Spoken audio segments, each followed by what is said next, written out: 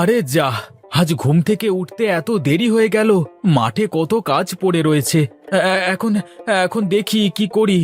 এত বেলা করে গেলে তো মাঠের কাজগুলো শেষ করা যাবে না। গিন্নিকে কতবার করে বললাম আমাকে সকাল সকাল ডেকে দিতে, তারপরেও ডাকিনি।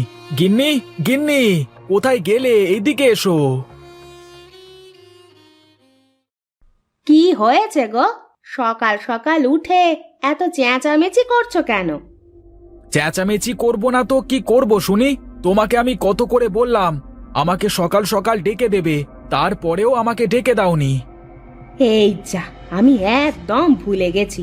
আচ্ছা, তুমি বসো, আমি তোমাকে খাবার দিচ্ছি, তারপর তুমি মাঠে চলে যেও। না, আমার খাবার খাওয়া লাগবে না। একে তো উঠতে দেরি হয়ে গেছে, তারপর এখন যদি খাবার খেতে যাই তাহলে আর কোনো কাজ হবে না। তাই বলে তুমি কি না খেয়ে মাঠে চলে যাবে নাকি? কত বেলা হয়েছে দেখেছো একবার? আরে দেখছো তো অনেক বেলা হয়ে গেছে, এই জন্যই তো খাবার খেতে পারবো না এখন। তুমি এক কাজ করো, একটু পরে ছোটনকে দিয়ে খাবার পাঠিয়ে দিও, আমি মাঠে খেয়ে নেব। তাহলে দাঁড়াও, আমি তোমায় গামছায় মুড়িয়ে চিঁড়ে মুড়ি বেঁধে দিই, খেতে খেতে যেও কেমন? না না, তার আর কোনো দরকার নেই। তুমি একটা কাজ করো, ওখান থেকে আমার গামছাটা আমার কাছে এনে দাও দেখি জলদি। আচ্ছা ঠিক।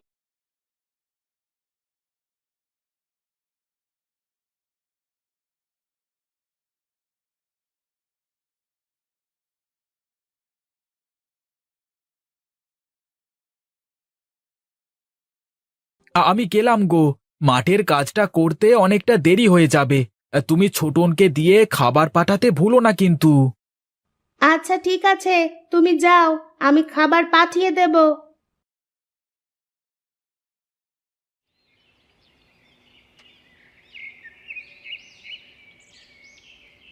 বাহ কানাই দাদা, এবার তো তোমার আখ খেতে অনেক ভালো ফলন হয়েছে দেখছি। আর এবার আখের বাজারও অনেক ভালো।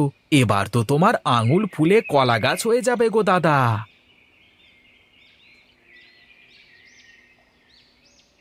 সবই তোমাদের দোয়া আর উপরওয়ালার মেহেরবানি।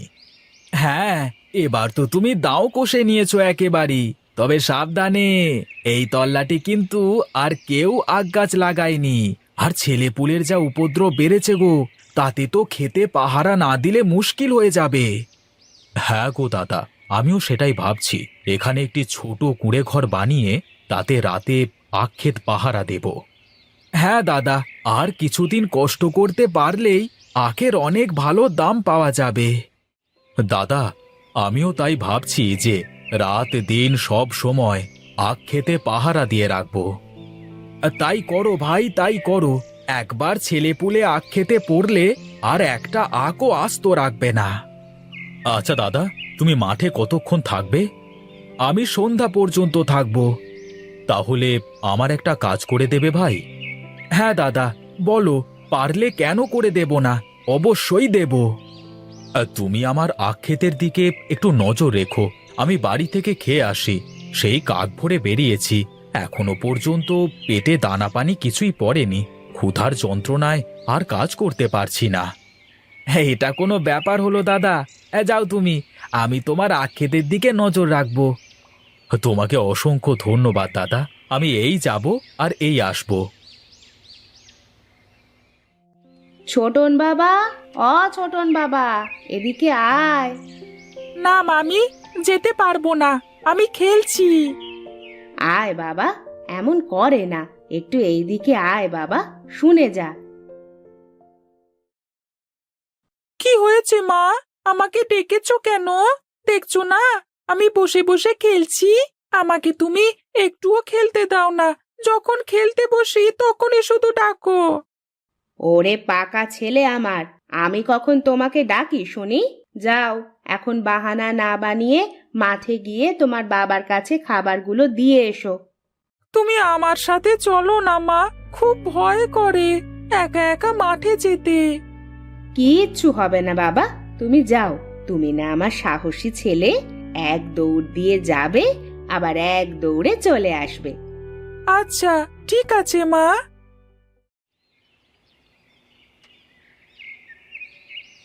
বাবা, বাবা, এদিকে এসো, আমি তোমার জন্য খাবার নিয়ে এসেছি।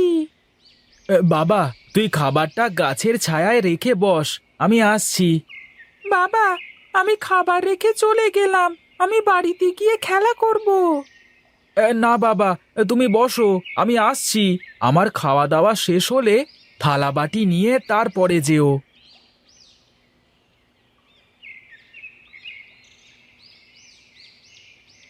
দেখি বাবা, কি খাবার নিয়ে আসলি আমার জন্য?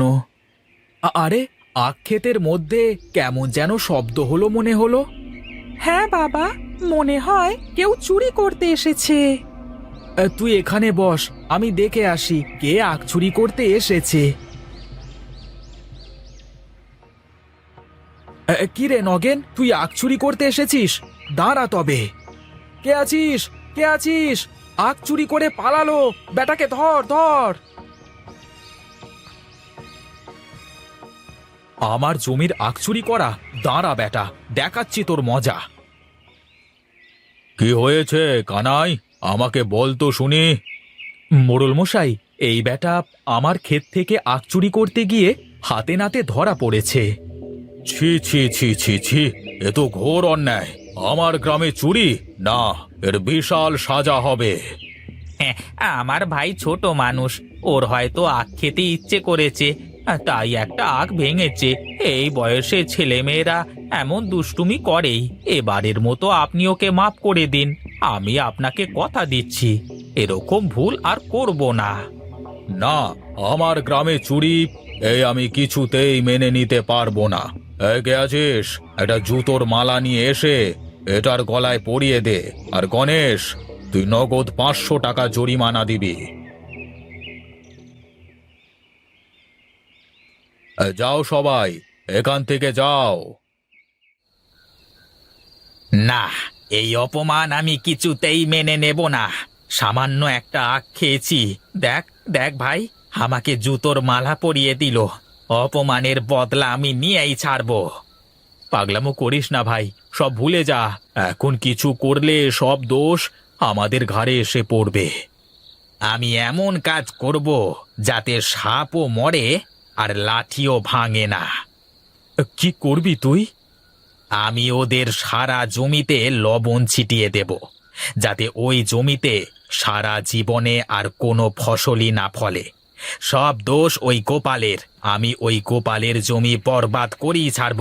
তুই যদি আমার ভাই হয়ে থাকিস তাহলে আমার সাথে চল, আর আমার সাথে না আসলে আমি ভাববো তুই আমার ভাই না।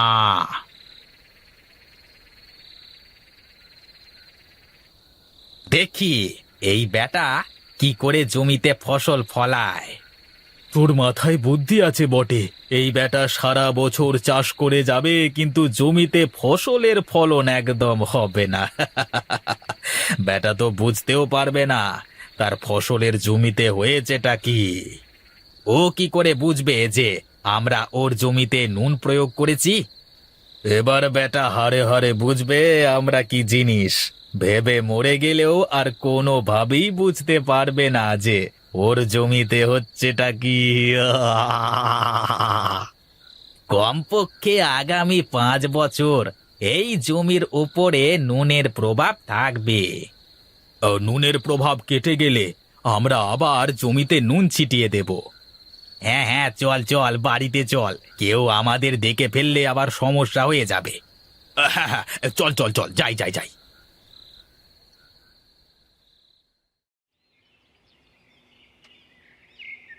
আরে আরে, এটা কি হয়েছে?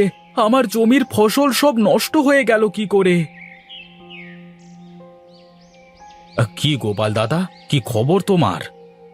দেখ না, আমার জমির সব ফসল কেমন নষ্ট হয়ে গেছে। দেখে তো মনে হচ্ছে জমির সব ফসল পুড়ে গেছে। কি করে এইসব হয়েছে আমি তো কিছুই বুঝতে পারছি না। আফসোস করে আর কোনো লাভ নেই। দেখো, এইসব ফসল কেটে অন্য ফসল লাগিয়ে দেখো কি হয়। তাই করি, তাছাড়া আর করা যাবেই বা কি। কি যে করি বলো তো গিন্নি, আমাদের এই সোনার টুকরো জমিটার যে কি হয়েছে কে জানে। আগে কত ভালো ফসল ফলতো, কিন্তু কিন্তু আর এখন জমিতে কোনো কিছুই হচ্ছে না। ধান গম পাট কোনো কিছুই তো করতে বাদ রাখলাম না, কিন্তু কোনো কিছুতেই তো কিছু হচ্ছে না। ধৈর্য ধরো, ওপরওয়ালা সবাইকে পরীক্ষা করেন, দেখবে সুদিন আবার ফিরে আসবে। তুমি এভাবে ভেঙে পড়ো না।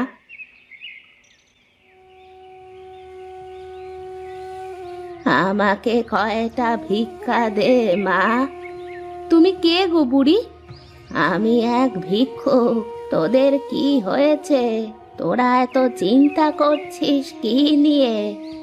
দেখো না বুড়িমা, আমাদের এক ফলে জমি ছিল, সেই জমিতে সব রকমের ফসল ফলতো, কিন্তু আজ 1 বছর হয়ে গেল জমিতে কোনো ফসল ফলে না।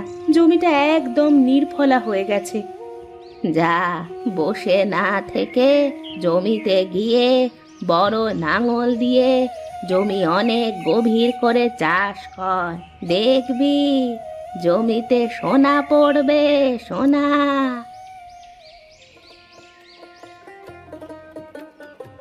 তুমি থাকো গিন্নি, আমি একটু গিয়ে দেখি, গভীর করে চাষ করে দেখি কিছু হয় কি না।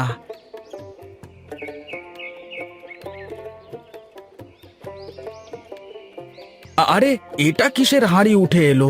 একটু দেখি তো হাঁড়িটা খুলে, কি আছে এই হাঁড়িতে। আরে আরে আরে, আমি সত্যি দেখছি তো, আমার নির্ফলা জমিতে সোনা হয়েছে।